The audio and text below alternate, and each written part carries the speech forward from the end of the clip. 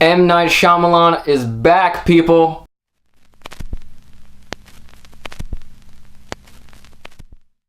This movie follows three teenage girls who get abducted by a man who has distinctively 23 different personalities, played by James McAvoy. They get locked in a basement and have to figure out a way to get out by potentially manipulating one of the 23 different personalities that this man possesses. Now, the suspense in this movie is off the charts.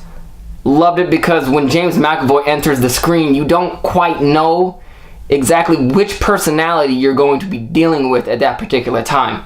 Ever since I first heard about this movie, I was extremely excited for it, especially because it was made by M. Night Shyamalan, who I am actually a pretty big fan of, and I think he makes very good movies despite the past few ones that I'm not going to acknowledge right now because I think they're complete shit. But, I mean, Sixth Sense, you got Signs, you have Unbreakable. Even The Village wasn't really that bad. And his last movie, The Visit, which I think was very good, but I wasn't quite sure if M. Night was back yet. I still had to get one more example to, find that out. And this movie, for sure, was that. This is concrete evidence that M. Night Shyamalan, as a filmmaker and as a director, is back. Not only was I excited for this movie because of who it was written and directed by, but because of who it stars. This movie stars James McAvoy, who I love in pretty much anything, and Anya Taylor-Joy, who I absolutely loved in The Witch. Her acting was amazing. She's a great actress. James McAvoy is a great actor. I knew this movie had absolutely great potential. Now, the acting by the two main leads were pretty much flawless. I am becoming a huge fan of Anya Taylor-Joy, who is, in my opinion, probably going to be the next Scream Queen, because she's been in 3 suspenseful / horror movies. That's pretty much the only movies that she's done so far. And then James McAvoy, who plays 23 different characters. We only really get to see 8 or 9 of them, but each one is completely different from the last. He plays a nun woman. He plays a psychopath with OCD. He plays a 9-year-old boy. He plays it all. And he does it to perfection, to absolute perfection.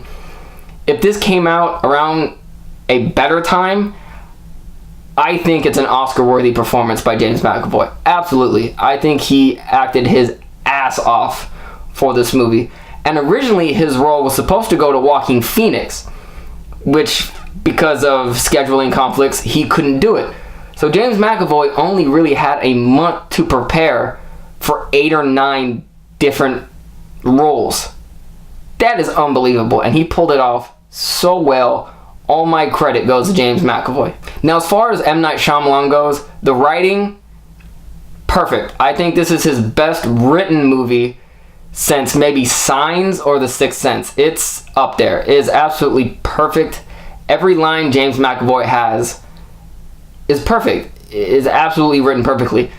Directorially, beautiful. The cinematography is absolutely beautiful. The shots that M. Night gets are beautiful. Man, like, so well crafted. He got the cinematographer from It Follows. And if you've all seen It Follows, you know that the cinematography of It Follows was pretty much the best part of that movie, except for maybe the soundtrack. This movie, same thing. The cinematography, other than the acting, is one of the best parts of this movie. And of course, I can't talk about M. Night Shyamalan without bringing up a twist. Because if you know M. Night Shyamalan, you know there's going to be some type of twist at the end of his movies. Now, at the end of this one, it isn't really a twist. It's more of a kind of reveal, kind of letting you know exactly what the rest of the movie was completely about. And it was handled beautifully, absolutely beautifully. It's not for everybody, though. You have to really know M. Night Shyamalan, and you have to know his other movies, and you kind of have to like his other movies in order to understand the ending of Split. This movie was so well written. The way M. Night Shyamalan slowly gives you the backstory of each character is absolutely beautiful. He doesn't just give it to you at the beginning of the movie. He subtly, slowly gives you their backgrounds and why they do the things they do. And it all makes perfect sense, because as you're watching it, you're like, well, you know, who are they? What are they doing here? Why are they doing this? Why are they doing that? And every once in a while they're locked up in the basement, it'll kind of flash back to when Anya Taylor-Joy was a kid, and the things, you know, she dealt with back then that kind of makes her the person she is during the scene of the movie. And another thing, the thing I respect a lot about M. Night Shyamalan is his ability to trust his audience. He makes movies that are kind of convoluted in a way, and kind of ones you have to really pay attention to. He doesn't just give you information right off the bat. You kind of have to look for it, and you have to wait for it, and you have to search for it. And I love that about him. He doesn't dumb down his own movies so anybody can do it. You have to know how he makes films, and he respects the audience, and because he does that, I 100% respect him. All in all, I think Split was a very well-directed movie, well-written movie, perfectly acted movie, and I pretty much loved it all around. The second I saw the ending of the movie, my head fucking exploded. I loved it.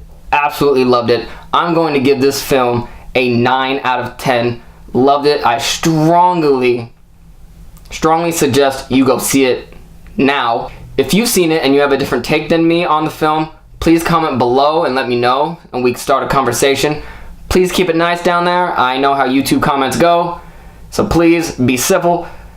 Please give this video a thumbs up, and please subscribe, and I will see you guys next time. Thank you.